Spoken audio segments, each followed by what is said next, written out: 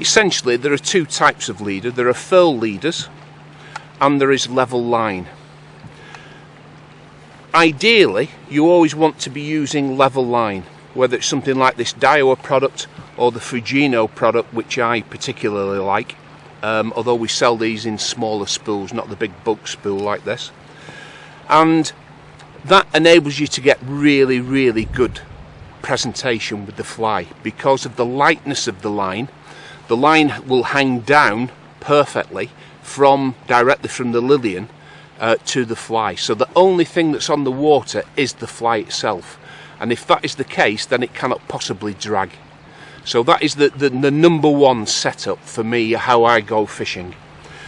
The only time I would alter that is if the breeze crept in a little bit, then I would anchor maybe some tippet onto the water itself, and if it came in a little bit heavier still, then I'd maybe anchor a little bit of the level line on the water.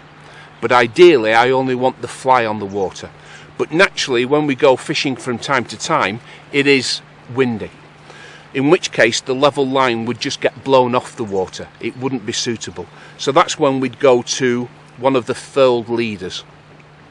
Furled leaders generally come in two guises.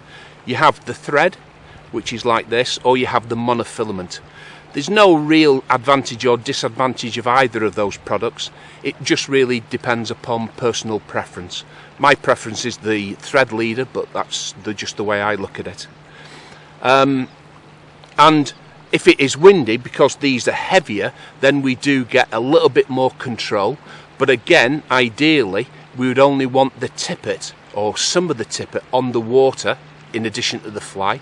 But again, if it was very, very windy, then we would have to anchor some of the furl leader on the water as well. So whichever method you choose, the key is that extra presentation, which is the key advantage of Tenkara fishing.